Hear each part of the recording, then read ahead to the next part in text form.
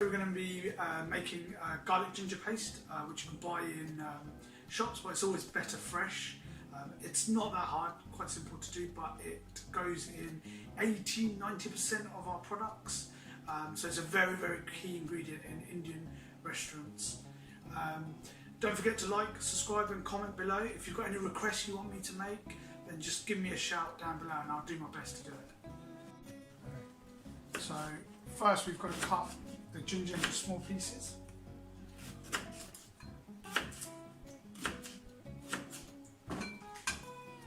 So we get plenty of ginger. Majority is ginger, so you want 90% ginger. So once you cut the ginger, next step will be to wash it thoroughly. Okay, so now that's the ginger cut, and then we're just going to wash it.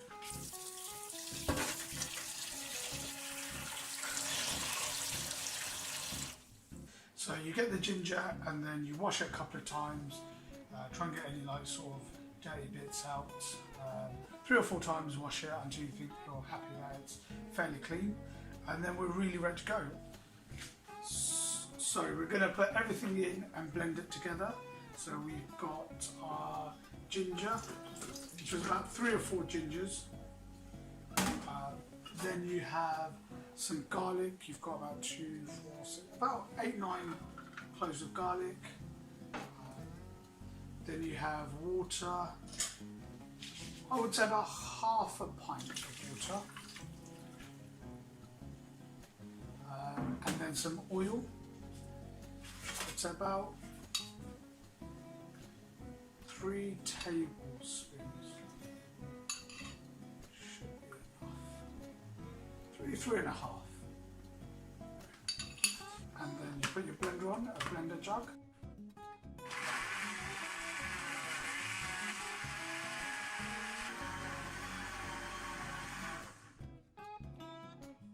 After it's gone, like a, sort of like a milkshakey thickness, it's pretty much done.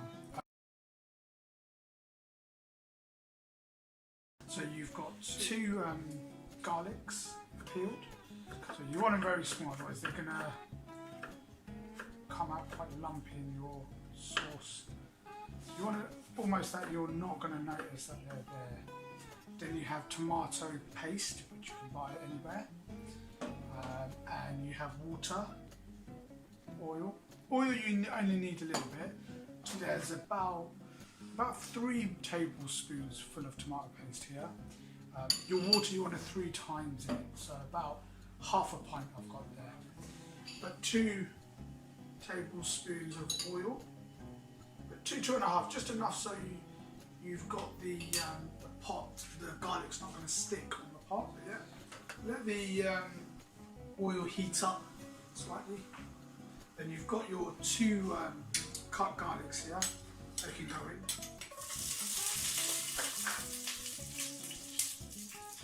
Let it cook slightly.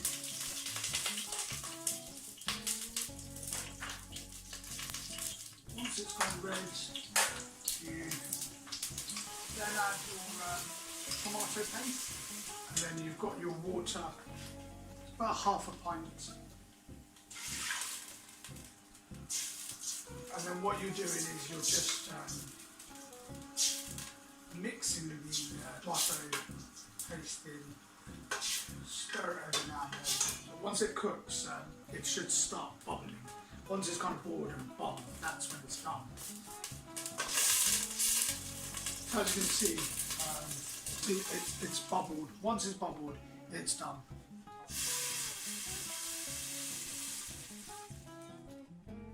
There you have it, that's your tomato puree done.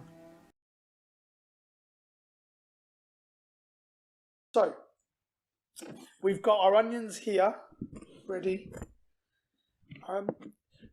They just need slicing up. Then we're going to blend it anyway, so it doesn't have to be too small or anything like that. It just needs to cut it up, so it's just easier for us to blend, and it will melt quicker. But it doesn't have to be like really small or anything. Just needs cutting up.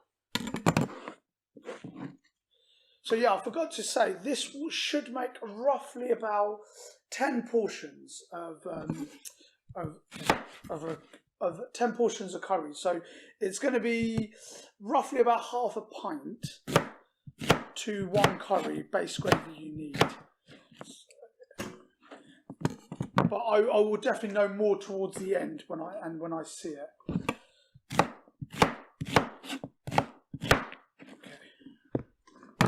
I mean, I've got quite big onions here, so I may not need 8. I'm on my 3rd one. The pot is filling up.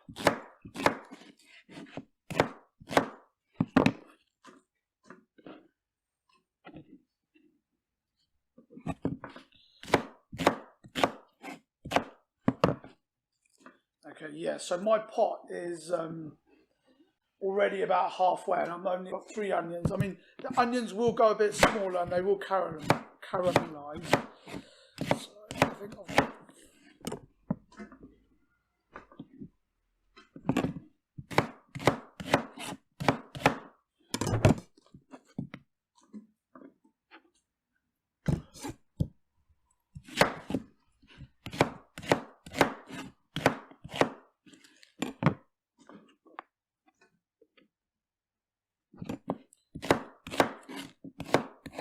So I think 6 will be enough. So you want to kind of fill your pot up, but not too much. You want to leave some gap because you're going to add more stuff in the second stage. So I'll put, this is my 6th onion, and that's kind of, I think, enough really. I don't think I need to put any more really. So there we go. That's about 6 onions. Then we've got our carrots, so about a quarter of the carrot will do. With the carrot, and about a quarter of the green pepper as well. We'll do it.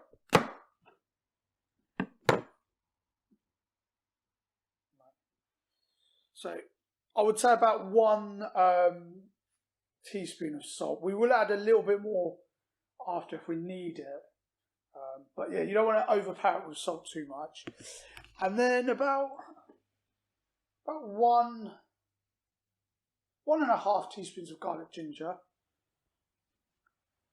And about 2 tablespoons of oil. Keep the oil there. And then you've got to put some water in. I think about a pint should do. We're going to add some more water on the second stage anyway. So you want to keep the water mainly so it doesn't sort of dry up and burn up. But it's ready now. It's going to take a while. You've got to wait for the veg to go really soft because we're going to blend it. So it could take a while. I mean, I've got quite powerful cookers. At home, everyone's cooker is different, but the main thing what you want to do is you do want to stir it throughout so the bottom doesn't get stuck at the bottom. Scrape it through the bottom with anything. Scrape it through the bottom, mix it around, and then wait for it to go very soft. It should go soft so that you can get a piece of carrot and you can just go like that and it kind of breaks off. So yeah, so we'll come back to that in about 15-20 minutes. I think my cooker will personally take for that. Guys, so we're coming back to the base gravy. Yeah, it looks done to me. I'm stabbing the carrots and they're breaking off. So I've stirred it throughout, and if you see that I've just stabbed the carrot and it's gone in half. That's what you want. You want it to be soft. And then once it's done that, you can turn your gas off. And then I've got this cute little blender. It's really cute. Our blender is like this big, but one of our friends gave me this as a domestic one. I've never seen such a small blender. So what you want to do is get a plum tomato. Somebody told me a normal tomato would do. I've never done it with a normal tomato. If you're struggling to get a plum tomato, but we've always used plum tomatoes. 1 plum tomato would be fine. Get some of the juice as well in there. That will give it a really nice colour. And then we used to put cream, and I know a lot of people put cream, but we've gone very vegan friendly, so we don't put any cream in our base gravy. But you might see others putting cream in there. If you're vegan, don't put any cream in. I'm now blending this.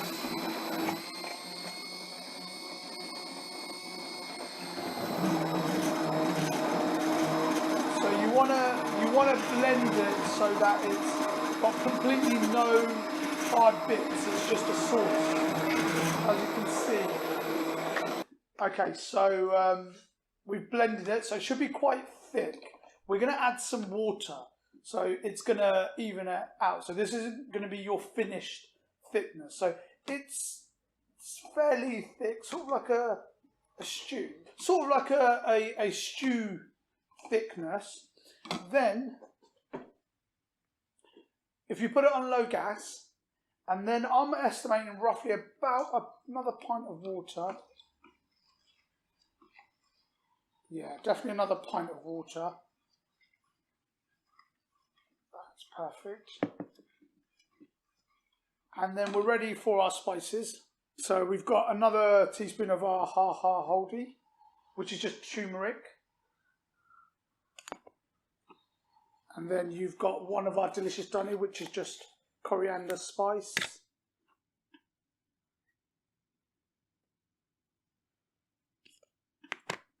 Garam masala is very strong, just a sprinkle. Just a sprinkle of garam masala is enough. And then you've got a cozy curry, which is just normal curry powder. You want to put more of this in, so about 2.5. Then you've got a jazzy jeera, which is cumin. Cumin is very strong. If you put too much, it'll be very, very bitter.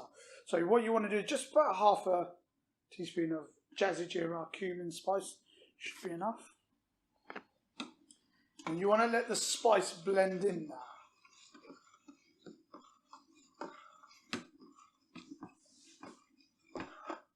So let that cook for a little bit. If it is too thick, you can add a little bit more water. It should be sort of not so thick as a curry, because when you do cook a curry with the base gravy, it will get slightly thicker. So, but it shouldn't be watery. If it's watery, it's going to be it's going to take you a long time to get the curry back thicker. So nice thickness. I mean, it depends. Some people like their curry really thick. Some people like it really thin. So just think how you like your curry and a little bit less. Because when you re-cook it again with the chicken or the lamb, it will thicken up again. So we'll give that about five minutes on slow gas. It doesn't burn the spice. Slow gas just to cook in. And before you put the spice in, I did taste it. It should taste a little bit bland because you're going to put other things in after, but slightly salty as well before I put the water in. So when I put the water in, it will dilute, and then it will dilute further when we make the curry. So we're letting the spice bubble up, and as you can see, you've got these, I think from the water, you've got this kind of like white bubbles. That will disappear. So what you want to do is mix it, keep mixing throughout, and don't put the next step in till all this has disappeared. It should be bubbling hot and it will disappear. So after a few minutes of putting the spice, about 10 minutes, it's bubbling up a lot. So you can see it's completely bubbled up. There's no white bits in there that you saw previously. You want to make sure you get rid of the white bits. That will go as it heats up. So that's heated up now, and that looks fine. Once it's complete, we've just got one last little stage left. I'm just going to pop that base gravy here. Okay, so this is the last stage. We just need a non-stick pan, some oil, just a little bit of oil. I think I put slightly too much there, but it's fine. So we've just got a clove of garlic. You just want to cut that into small pieces. Cut into very small pieces. For us as a restaurant, that size is alright because we make a big pot, but because we're making a small amount, Just want to cut it up. Just one clove is perfectly fine. And then what you want to do is just put it in here, let it cook. As soon as it goes a bit goldeny brown, as you see, that's gone goldeny brown very quickly because it was heated up. Yeah, and then you just pour it onto here. You just pour it into your gravy. Pour it into your gravy and then mix it around. And there you have it, guys. Your base gravy done. This is going to be about 5-6 portions. So we've roughly peeled about 8 potatoes, all different sizes. So when you do cut them, you do have to make sure that they're the same size. Otherwise, the method how we cook it, some will be not cooked and some won't if they're different sizes. Again, the smaller you do it, the quicker that they will cook. You know, you don't want it too small that you can't really get the feeling of a potato. So as you can see, they're roughly the same size. Then we're ready to start cooking. Give a couple of spoons of, 2-3 spoons of oil. Just put about 1 spoon of garlic ginger once the oil heats up. You can always test it if it's hot. Touch it like that and you can see like it's not really moving. So it's not really hot enough. It's getting a bit hotter. So now you can tell it's starting to get hot, so you just give 1 spoon.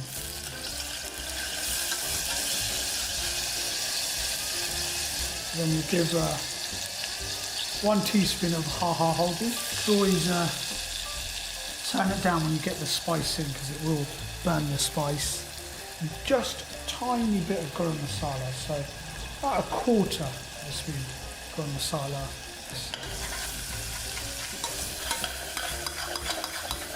See the spices are starting to stick, so it's very important. Once the garlic and ginger mixes in with the oil, it's very important to just get that spice. Then you can put your potatoes in. Then about 1/2 teaspoon of salt. And make sure you get the spices to get into the potatoes and let it marinate. You can add a touch of water if it is getting dry. As you can see, I've marinated all the spice into the potato. I'm going to add a slight bit of water. In the restaurant we don't actually add any water, but I think with small portions it will start getting a little bit thin. The main thing with water is so it doesn't burn the spice or stick to the pan. So yeah, you put it on sort of medium gas, put the lid on, come back after a few minutes, keep stirring, make sure the spice hasn't burnt or it's not cooking too much somewhere. Keep it moving, that's the most important thing every so often.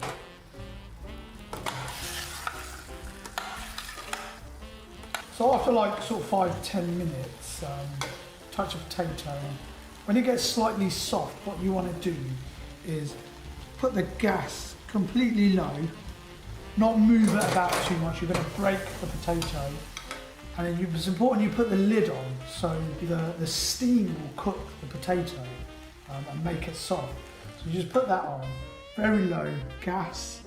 Come back after sort of 5-10 minutes and keep touching the sides, in the middle, make sure every potato is cooked and not too hard. So it's been about sort of 10 minutes.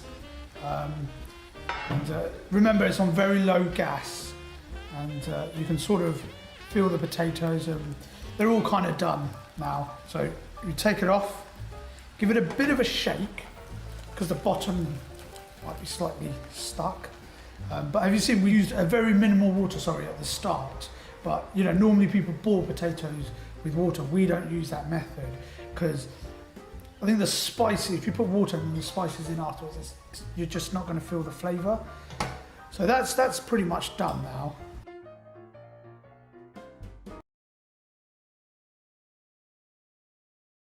So we're going to need onions and peppers as normal. So we've cut this pepper in half, taken the seeds out. Long, that's what your long peppers. It's known as biryani kind of peppers. I don't know if that's just our restaurant, but we most places we call it the biryani onions. Just want along there. You want more onions than peppers. You want onions to be the main ones and peppers just a few in there. Kind of like this. So as you can see, it's mainly onions, just a few bits of peppers here. So we've got our pan. We've got a tad of oil.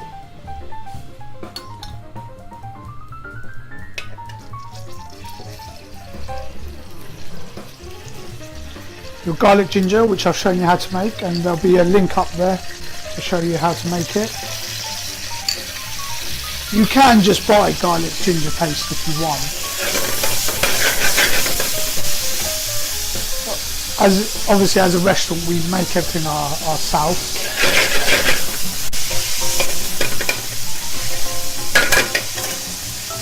Okay, and then you're ready for your onions and peppers. You don't want too much.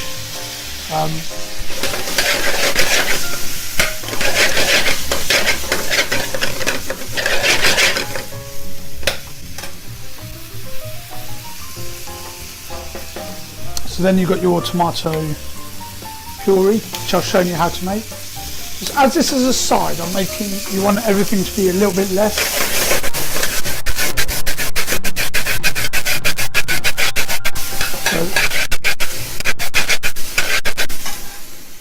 So I've got a very powerful cooker.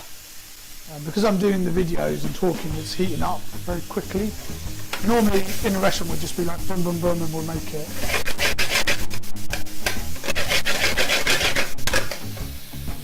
And then you've got our Desi style mix.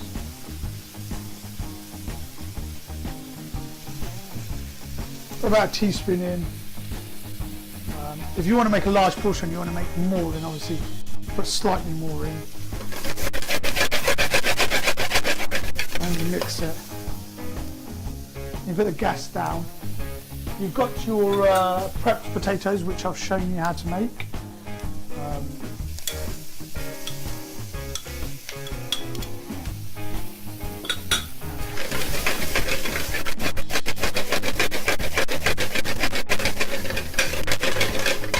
Okay, so we've put the spice in. I'm just going to give that a little bit of time to marinate into the potatoes. Some people put a little bit of salt in. I personally don't. You've got salt in the potato, you've got salt in the gravy sauce, which we're just about to put it in. There's salt on our table in our restaurant, so you know I'd like to put less, and if they need more they can put it on. Everyone has different levels of salt they like, so getting a bit low. And then we're ready for our gravy sauce. You only need a very tiny amount. Sort of 1 spoon, not like a curry. You want it should come out quite dry. The side dishes, mushroom bhaji, Bombay potato, sagoli, they're all quite dry dishes because they're vegetable sides. And your curry, your main, is your saucy dish. So we've got that in there.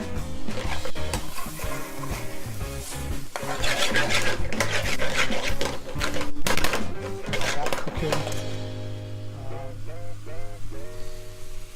Then you have your coriander. Put some fresh coriander in there.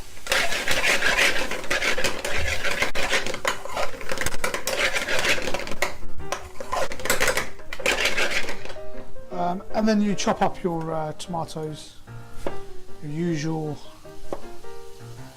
size. And you put that in there. Tomato just gives it a different colour. You can see it's sort of, the curry's a bit more browner, but the tomato just gives it a different complexion.